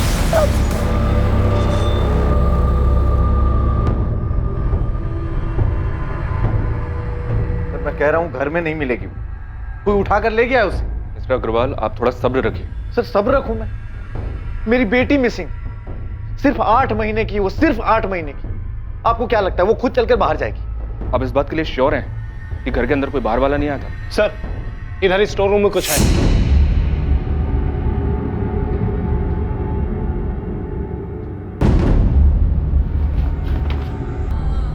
महज 8 महीने की धरा अग्रवाल को बड़ी बेरहमी से उसके अपने ही घर में मार दिया गया था। और चौंकाने वाली बात यह थी कि यह हत्या दिन में उसके घर वालों की मौजूदगी में हुई थी। क्या यह काम किसी बाहर वाले का था जो सबसे छुपकर घर में घुस आया था और अग्रवाल परिवार से जाती दुश्मनी निकाल रहा था, या फिर धरा की हत्या के पीछे किसी अपने का हाथ था? सर बच्ची को मारकर ब्लैंकेट में लपेटकर इस डॉल हाउस में वहां छुपा दिया गया था। इंपल्सिव किलिंग लगती है। किलर को मारने के बाद सोचने का मौका नहीं मिला, इसलिए उसने बच्ची को मारकर इस डॉल हाउस में छुपा दी। लेकिन एक बात है सर, ये स्टोर रूम घर के अंदर है। ऐसा कैसे हो सकता है कि कोई बाहर वाला घर के अंदर आया और किसी को इस बात का पता नहीं चला? पूरे घर को सील करो। एफएसएल से कहो कि पूरे घर से सैंपल उठाएं।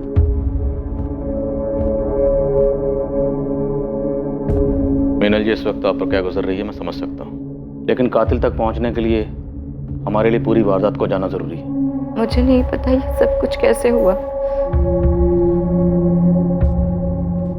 दोपहर में धरा रो रही थी। ना ना ना ना ना ना ना ना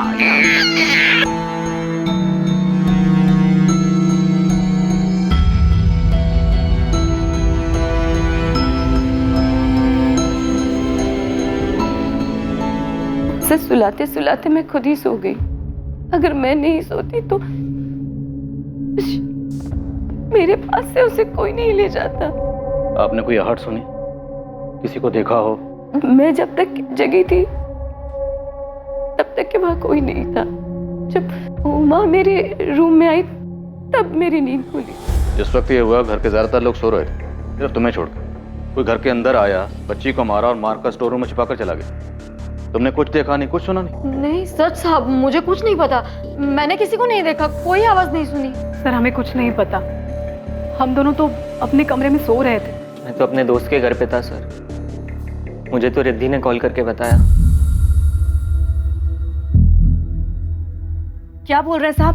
बच्ची का खून कैसे? वो हम पता लगा रहे हैं। आप दोनों की ये दुकान कब से है? लगभग 2 सालों से। किसी अनजान आदमी को इस घर में आते जाते हुए देखा है?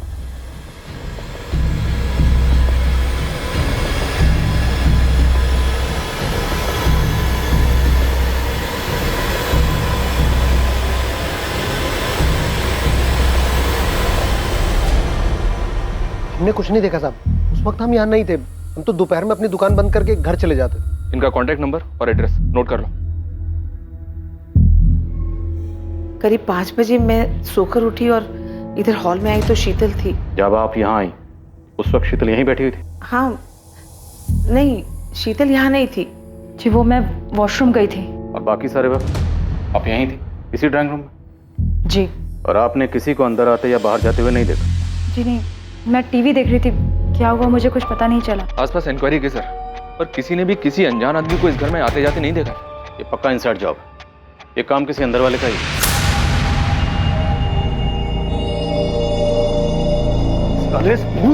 तूने मारा है ना मेरी बेटी को? तूने मारा मेरी बेटी को? छोड़िए, तूने मारा है? छोड़िए, छोड़िए। साहब सच कह रहे साहब, मार्केट ही गए थे साहब, क्योंकि साहब हमको मालूम था कि जल्दी आ जाएंगे तो माँ जी दूसरे काम पे लगा देंगे। ये साहब वहीं घूम रहे थे साहब, उसी में देरी हो गई। अगर तुझे देरी भी हो गई थी ना तो इसका मतलब ये नहीं कि तूने खून नहीं किया। कल्याणी जी ने तुझे तो उठने के बाद मार्केट भेजा था ना, तब तक तो बच्ची को मार दिया गया था। चल बोल, बोल कैसे किया, बोल।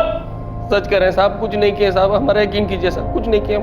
सर उसे ये सब करने के लिए सुनील कंडपाल ने कहा होगा। उसी ने शंभू को हमारे घर रखवाया था। कौन सुनील कंडपाल? सर हमारा एक्सपोर्ट इंपोर्ट का बिजनेस है और ये सुनील कंडपाल पिताजी का पार्टनर था। बहुत घपला किया सर इसने बिजनेस में। पिताजी के जाने के बाद हमने इसको इसका हिस्सा दिया और इसे बिजनेस से निकाल दिया। इस बात से बहुत गुस्से में था। तुम लोग ने समझ क्या रखा है? मुझे झुंझुना थमा कर चलता करोगे? ये जो बिजनेस है ना, मेरा और तेरे बाप का जॉइंट बिजनेस था। यदि अगर बंटवारा हुआ 50-50 का होगा। हाँ सर, सुनील ने हमारे ऊपर केस किया हुआ है, लेकिन हम भी पीछे नहीं हट रहे। तो सुनील ने कभी यारी दोस्ती में आपके घर पर शंभू को नौकरी पर रखवाया था। अब क्योंकि आपके और सुनील के बीच में झगड़ा चल रहा है तो आपको लगता है कि सुनील के कहने पर शंभू ने उसे मारा? सर बात सिर्फ इतनी सी नहीं, उसने मुझे धमकी दी थी। सब कुछ तेरी वजह से हुआ प्रदीप। तेरी उम्र भले ही हो गई, मैं तुझे इतनी आसानी से नहीं छोड़ूंगा। बहुत पछताएगा तू। सर शंभू इतने सालों से हमारे घर पे काम कर रहा है, लेकिन 6 महीने पहले वो हमसे झगड़ा करके सुनील के घर काम करने चला गया और अभी महीने भर पहले फिर वापस आ गया। मालिक गलती हो गया, अब जाने भी दीजिए। अब इतने साल आप लोग के यहाँ पे काम किए हैं, अब सुनील साहब तो वैसे ही हैं, जानते तो हैं आप। अब उनके पास कौन टिक सकता है? एक काम तो ठीक से होता नहीं है तुमसे, काम कम शिकायतें ज्यादा करते हो। मैम साहब वो पथरी की बीमारी है ना, लेकिन अब हम पूरा काम करेंगे अच्छे से। अरे लाओ हम रख देते हैं, लाओ लाई।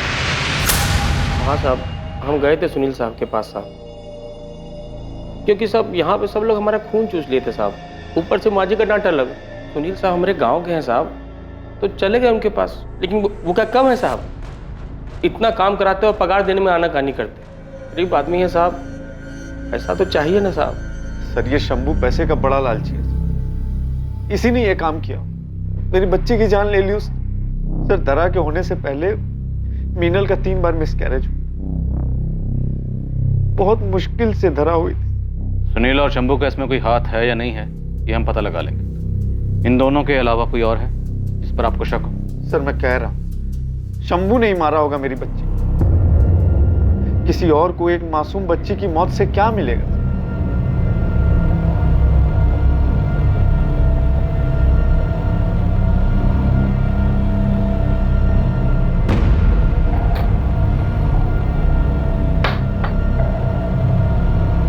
क्या हुआ वहां?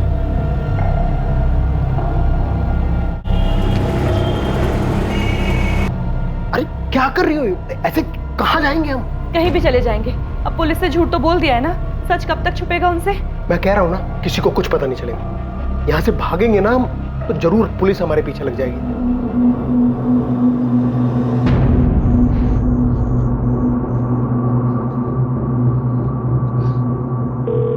Hello hello. हाँ मनीष, हाँ मेरी बात ध्यान से सुन।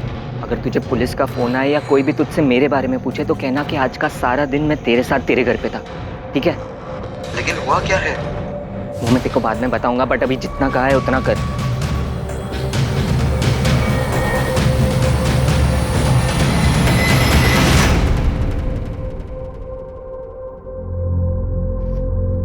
बच्ची पे कई इंजरी मार्क्स हैं।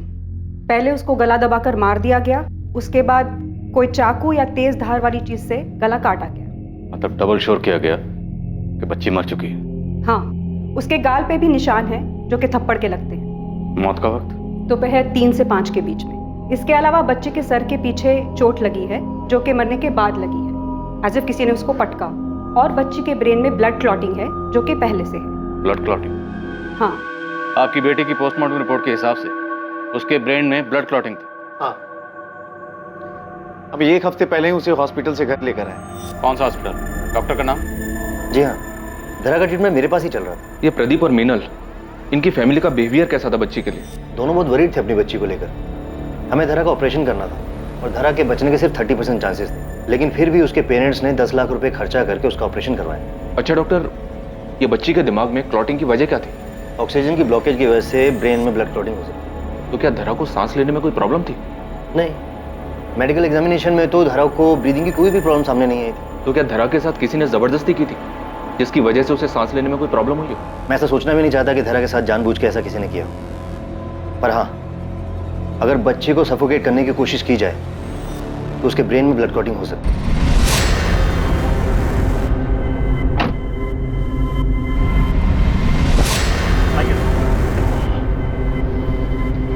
तू यहाँ ठहर, मैं आता हूँ। प्लानिंग तो अच्छी की थी आपने, खुद जाकर दिल्ली बैठ गए और शंभू के हाथों दरा का मरवा दिया। सर मैं बच्ची को क्यों मरवाऊंगा? वो प्रदीप झूठ बोल रहा है सर।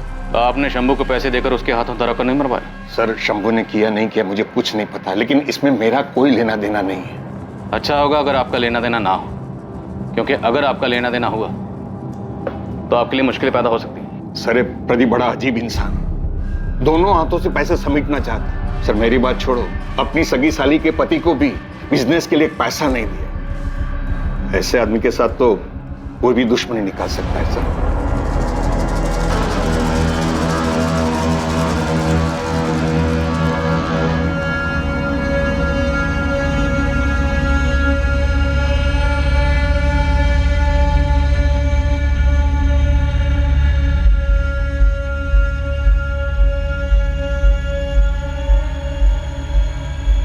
किसी भी घर में एक छोटे बच्चे के आ जाने से उसके बड़े भाई या बहन का ईर्ष्या करना ये एक साधारण सी बात है। धरा के आने के बाद शायद छवि भी इसी दौर से गुजर रही थी। उसे लग रहा था कि उसकी अपनी मां के पास उसके लिए वक्त नहीं है, और इस बात पर कई बार उसने अपना गुस्सा भी जाहिर किया।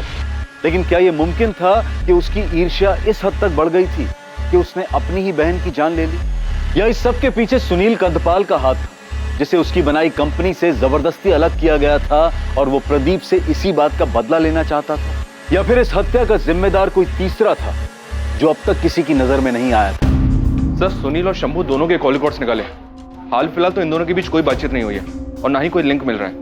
मीनल और शीतल, इन दोनों के हस्बैंड्स की भी डिटेल्स निकाली हैं। सर ये मीनल और शीतल दोनों मिडिल क्लास फैमिली को बिलोंग करती हैं। मीनल पढ़ाई में अच्छी थी, उसने MBA किया है और वहीं कॉलेज में प्रदीप से प्यार हो गया और शादी हो गई।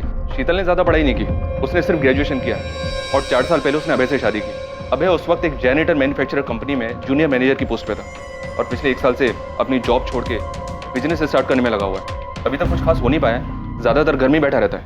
लाल, मीनल और प्रदीप दोनों को बुला पूछताछ के लिए। शीतल और उसके पति अभय से आप लोगों के रिश्ते कैसे हैं?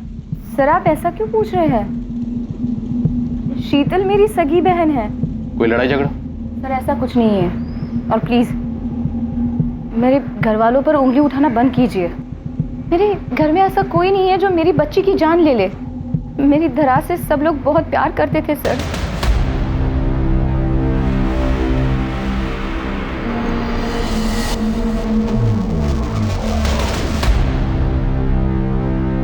तुम घर चलो, मैं आता हूँ। क्यों? तुम कहाँ जा रहे हो? कुछ ऑफिस में काम है, मैं काम खत्म करके आता हूँ।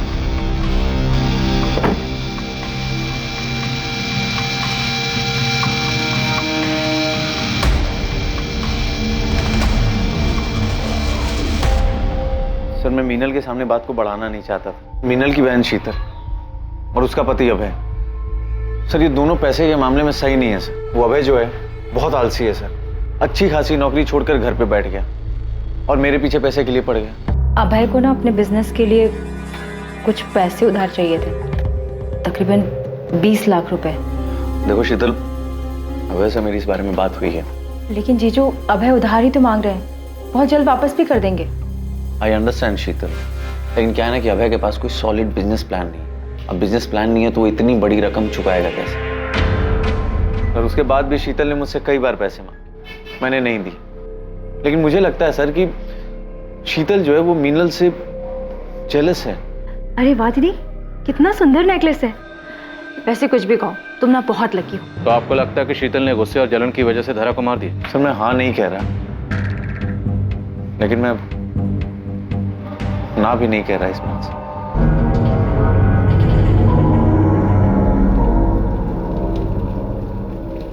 क्या वो शीतल, ध्यान कहाँ तुम्हारा?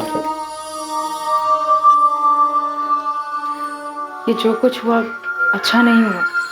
अब होने को तो बहुत कुछ नहीं होना चाहिए था शीतल, लेकिन हुआ ना।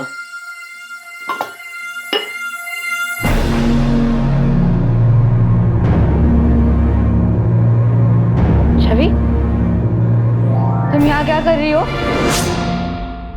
आप और मीनल दोनों सगी बहन, एक ही घर में पैदा हुई, पली, बड़ी, लेकिन बड़े होने के बाद आपकी मीनल दीदी का स्टेटस और भी बड़ा हो गया। बुरा तो लगता होगा आपको। ये कैसी बातें कर रहे हैं आप? गलत कह रहा हूँ? जलन नहीं होती कभी? आपकी मीनल दीदी चाहती तो आपके पति को पैसे देकर बिजनेस शुरू करने में इनकी मदद कर सकती थी, लेकिन नहीं की। गुस्सा तो आया होगा। मुझे किसी की एहसान की जरूरत नहीं है। आप 1 साल से बेरोजगार हैं। आपने घर पर यही बताया कि आपने बिजनेस के लिए नौकरी छोड़ी, जबकि हकीकत यह है कि आपको नौकरी से निकाला गया था। ये रही आपकी बैंक डिटेल्स और आपके लेनदारों की लिस्ट। गले तक कर्ज में डूबे हुए हैं आप प्रदीप से बिजनेस के लिए पैसे मांग रहे थे, जबकि हकीकत यह है कि पैसे आपको अपना कर्जा चुकाने के लिए चाहिए थे। वो एक्चुअली आपने प्रदीप से पैसे मांगे होंगे, प्रदीप ने पैसे देने से मना किया होगा, आपको बुरा लगा होगा, गुस्सा आया होगा, है ना? और आपकी सगी बहन ने, आपकी दीदी ने आपके पति की मदद करने से मना कर दिया। आपको बुरा लगा, इतना बुरा लगा कि आपने इस बात का बदला लेने के लिए उसकी बेटी को मार डाला। ये कैसी बातें कर रहे हैं आप? मैंने धरा को नहीं मारा। आपके पति ने आपकी बड़ी बहन के घर तक जाना छोड़ दिया, पर आपने नहीं छोड़ा। क्यों? क्योंकि आप बदला लेना चाहती थी। मलाल था मन में, लेकिन नफरत नहीं थी। वो मेरी बड़ी बहन है, मैं उसके साथ ऐसा नहीं कर सकती। मुझे नहीं पता धरा को किसने मारा।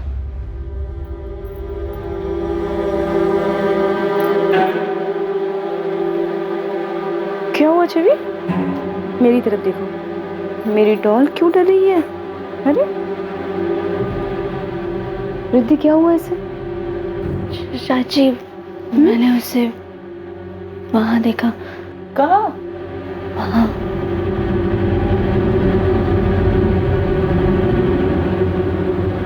कुछ नहीं होगा, है ना? मम्मा है ना? ये शीतल चाहे जितना भी रोले सर, मुझे इसकी बात पे यकीन नहीं हो रहा है। सिर्फ एक यही थी जो उस दिन जगी हुई थी, बाकी घर के लोग सो रहे थे। शीतल के लिए बहुत मुश्किल नहीं रहा होगा। वो चुपचाप से उठी होगी, मीनल के कमरे में गई होगी, बच्ची को उठाया और उसे मारकर स्टोर रूम में छुपा दिया। बच्ची के जिस्म पर चोट के निशान भी थे और बच्ची से इतनी नफरत की शीतल के पास वजह भी थी। अंदर आ जाऊं साहब? साहब एक खबर लाया हूँ। जल्दी बोल। साहब अग्रवाल हाउस में किसी और के पास भी वजह थी उस बच्ची को मारने की। बहुत बुरा हुआ। कोई ऐसे बच्ची को कैसे मार सकता है? मुझे तो लगता है कि कोई बाहर से ही आया होगा। वैसे एक बात बताएं, घर वालों में भी कोई ज्यादा प्यार नहीं था। सिद्धार्थ है ना अपना उमेश का बेटा, 15 दिन पहले उसने कोई बवाल किया था। क्या कर रहा था तू? क्या कर रहा था वहां पे? प्रदीप, जाने भी दो, क्यों बात को बढ़ा रहे हो? जाने दो भाभी। अरे दिन भर दिन हाथ से निकलता जा रहा है लड़का। आप लोगों के लाड प्यार ने बिगाड़ के रख दिया इसे। क्या हो गया प्रदीप? क्या किया सिद्धार्थ ने? अरे भैया इसने तो किसी के बारे में कुछ पता चला क्या?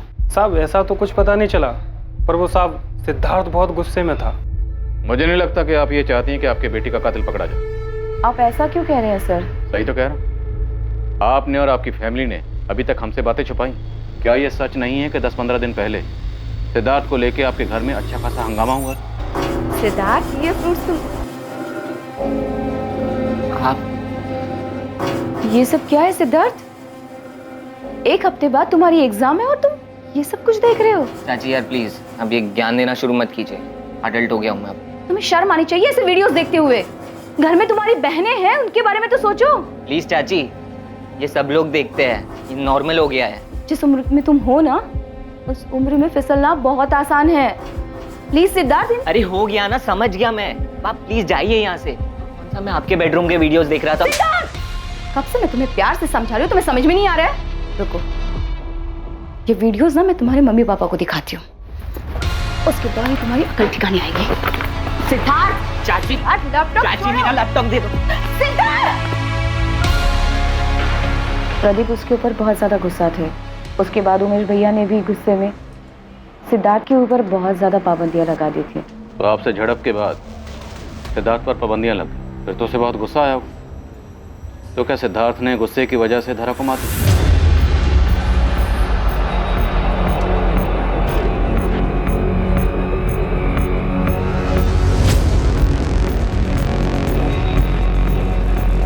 देखो, ये ठीक नहीं है। साहब ने जैसा जैसा बोला था मैंने वैसा किया।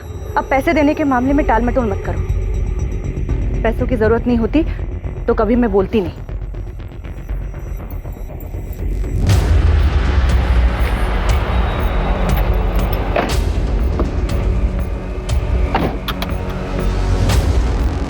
सर वो कनक का फोन आया था।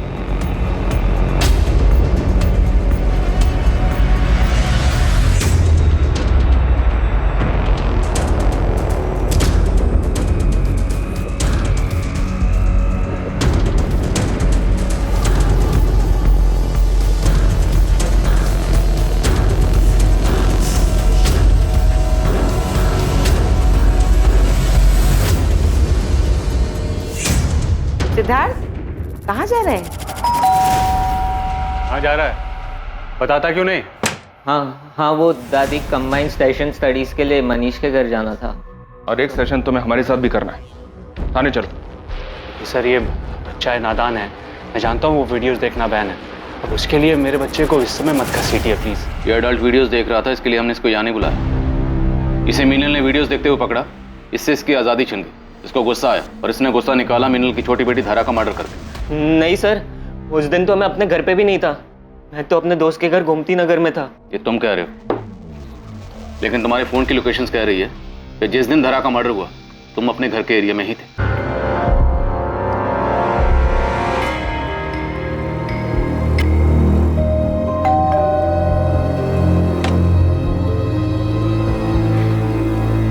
क्या बात है भाभी, आज तो बड़ी सुंदर लग रही हो। डर मत, तेरे श्याम भैया घर पर नहीं है, शाम को आएंगे।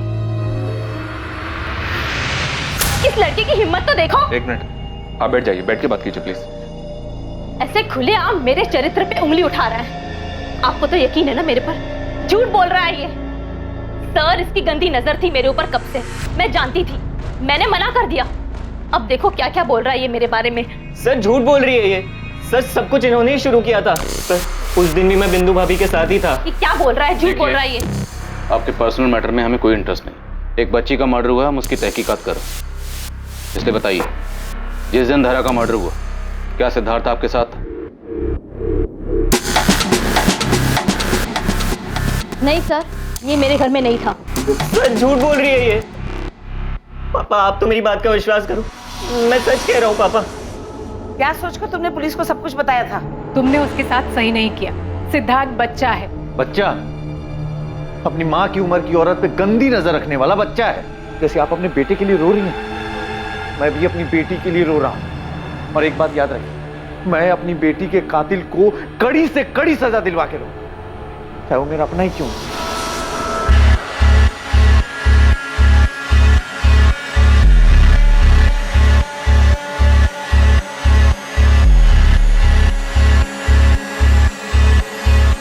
सर, मेरे घर की जो मेड है उमा, वो रातों रात घर छोड़ के भाग गई है। और उसका फोन? उसका फोन लग रहा है लेकिन वो उठा नहीं रही। आप उसका नंबर दीजिए, हम ट्रैकिंग पे डालते हैं। सर, उमा का फोन ट्रेस हो गया है, उन्नाव में है वो। और नाव में है कोई उसका? जी सर, उसकी छोटी बहन रहती है। दीदी चाय। दीदी, और कितना दिन रुकोगे? अभी तो आई हूँ और तू जाने की बात कर रही है। कुछ दिन रुकूंगी मैं यहाँ।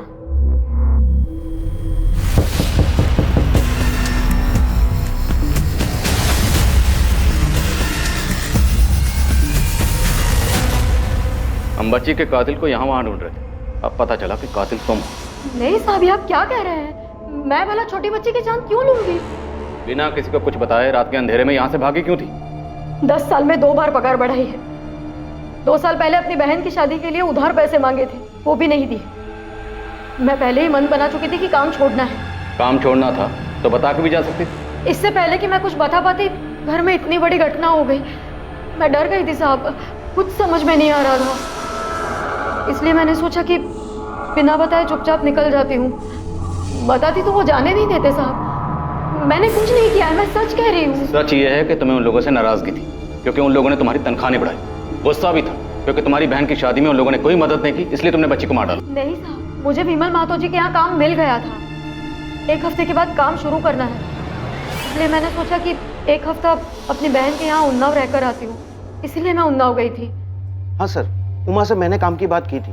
वो मंडे से ही काम पर आने वाले थे। असल में मैंने सुना था कि वो बहुत भरोसे वाली और काम की भी बहुत तारीफ सुनी। किससे सुनी थी तारीफ? सुनील कंडपाल, वो मेरी बीवी का चचेरा भाई। उमा की बहुत तारीफ करता है वो। तुम्हें सुनील ने नौकरी दिलवाई थी? हाँ साहब, मैंने उनसे बात करके रखी थी और अभी कुछ दिन पहले ही उन्होंने कहलवाया था कि विमल जी के यहाँ काम के लिए जगह खाली है। कुछ दिन पहले मतलब? कुछ दिन पहले मतलब किस दिन?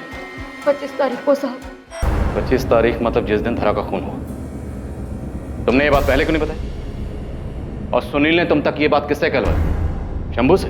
नहीं साहब, शंभू तो फटे मुंह का है। उसको काम के लिए कहती तो वो ढोल पीट देता। मुझे कनक ने बताया, वो जो घर के पास जिसकी दवाई की दुकान है। तुमने कनक को काम के लिए बोला था? वो सुनील कंडपाल को कैसे जानती है? वो तो नहीं पता साहब, पर उसने कहा था कि वो सुनील साहब से कहकर मुझे काम दिलवाने में मदद करेगी। सुन उमा, तेरे काम की बात हो गई है।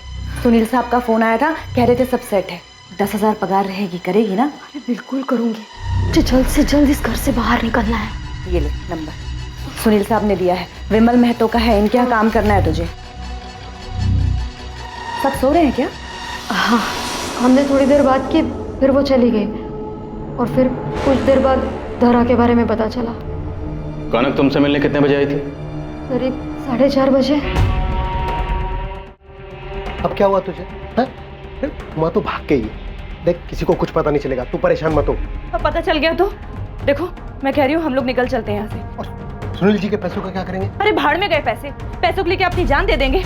देखो मैं हाथ जोड़ती हूँ, हम लोग निकल चलते हैं यहाँ से। मेरा दिल बहुत घबरा रहा है, भाग चलते हैं यहाँ से। थोड़ी देर कर दी तुम लोगों ने, पहले ही भाग जाना चाहिए था। इतने दिनों से हम सुनील का लिंक शंभू के साथ निकाल लेते, पर असल में सुनील के सारे लिंक तो तुम्हारे साथ है। कनक, तुम्हारे कॉल रिकॉर्ड के हिसाब से तुम सुनील के ड्राइवर मनोज के साथ रेगुलर टच में थी, अक्सर बातें होती थी तुम्हारी। साहब, सुनील साहब हमसे दवाई लेते थे। कैसी दवाई? मर्दाना ताकत बढ़ाने की दवा। साहब हम सच बोल रहे हैं। तो पहले झूठ क्यों बोला था कि उस दिन दोपहर में तुम वहां थी नहीं, जबकि जिस वक्त धरा का खून हुआ उस वक्त तुम उसी एरिया में थी और उससे कुछ वक्त पहले तुम उमा से मिलने भी गई थी मीनल के घर पर।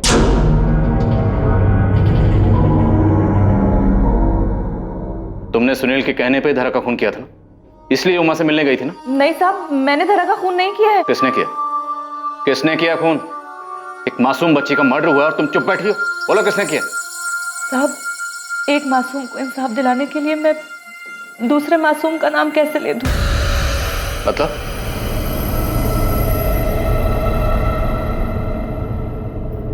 हाँ मनोज, मैंने उमा से बात कर ली है। वो विमल साहब से बात कर लेगी, तुम सुनील साहब को बता देना, ठीक है?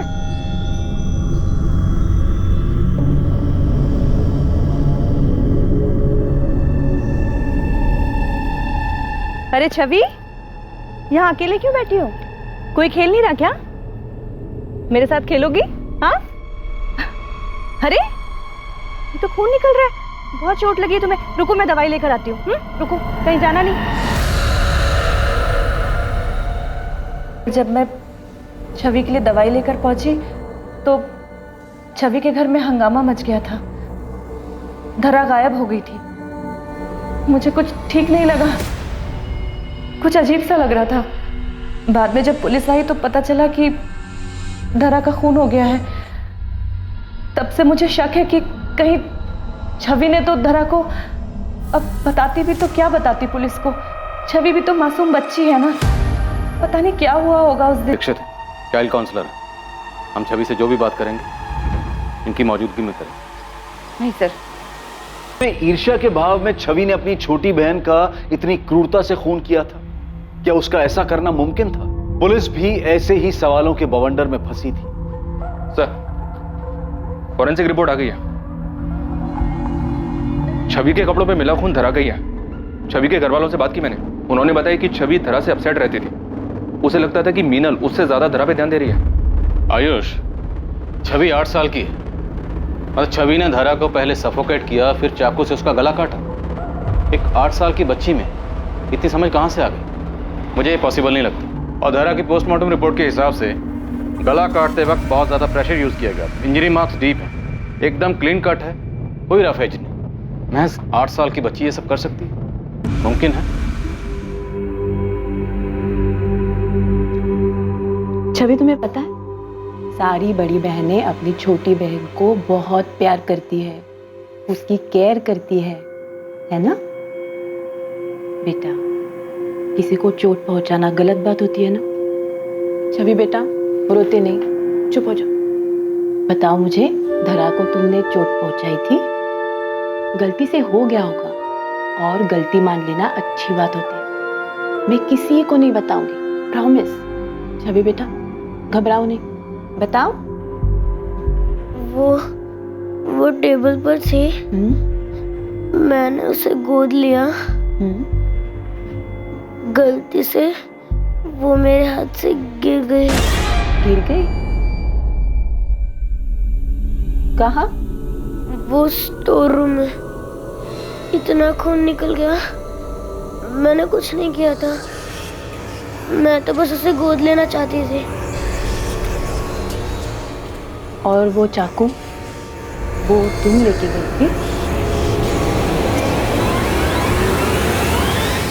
हमें पता है कि छवि ने धरा को नहीं मारा था।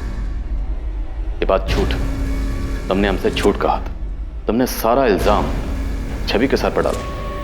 हमें भी झूठी कहानी सुनी। छवि को भी यकीन दिला दिया कि उसने धरा को मारा। तुम्हें अपनी बच्ची से जरा भी प्यार नहीं है? सर, छवि के बाद मैं 3 बार प्रेग्नेंट हुई। जब मैंने चेक करवाया, स्पेशली पैसे देकर चेक करवाया था मैंने, तब मुझे पता चला कि तीनों बार भी लड़की आई है। इसलिए मैंने एबॉर्शन करवाया। और सबसे कहा कि मिसकैरेज हुआ। चौथी बार जब चेक करवाया सर मैंने, तब नर्सिंग होम के डॉक्टर ने मुझे ये भरोसा दिलाया था कि इस बार बेटा ही होगा। मुझे नहीं पता था सर कि इस बार भी बेटी होगी। इसलिए तुमने उस 8 महीने की मासूम बच्ची को मार दिया। बहुत ज्यादा रो रही थी, इरिटेट हो रहा था मुझे। अरे क्या कर रही हो तुम? मेरे बेबी को क्या चाहिए? डॉल चाहिए था। मम्मा आप हमेशा ऐसा ही करते हो, आप कभी नहीं खेलती। छवि के जाने के बाद मैंने उसे चुप कराने की कोशिश की और वो और ज्यादा रो रही थी। मुझे ना बहुत गुस्सा आ गया था। अब चुप हो जाओ। मैंने उसे थप्पड़ मारा तो और ज्यादा रोने लगी। मैं लिटरली इरिटेट हो रही थी, इसलिए मैंने उसका गला दबा दिया। और मैं कोई और चांस नहीं लेना चाहती थी।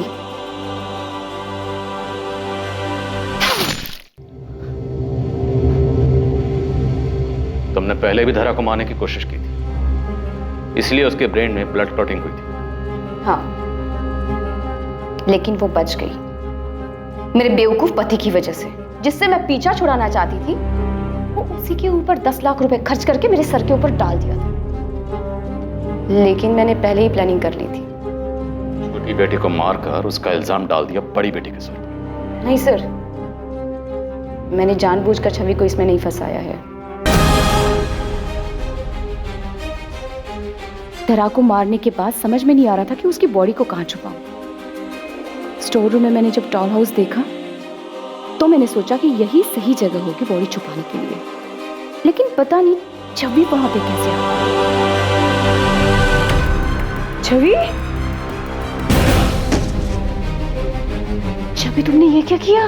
मम्मा मैंने नहीं किया। तुम्हें कुछ नहीं होगा, मम्मा है ना? हाँ, मम्मा अपनी छवि को कुछ नहीं होने देगी, डरो मत।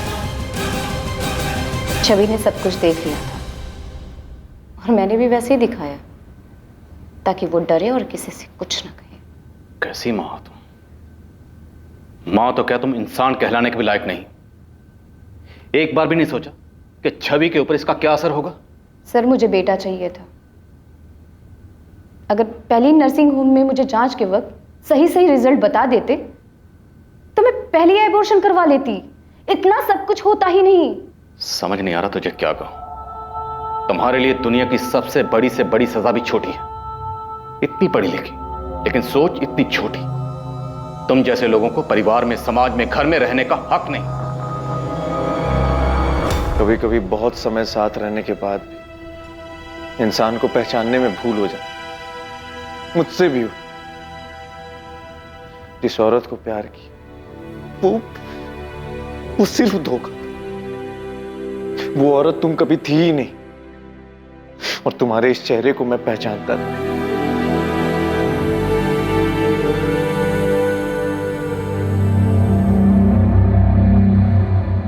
मीनल अग्रवाल को अपनी बेटी धारा का खून करने, पुलिस को गुमराह करने और सबूतों को मिटाने की कोशिश करने के आरोप में आईपीसी की धारा 302 और 201 के तहत गिरफ्तार किया गया है।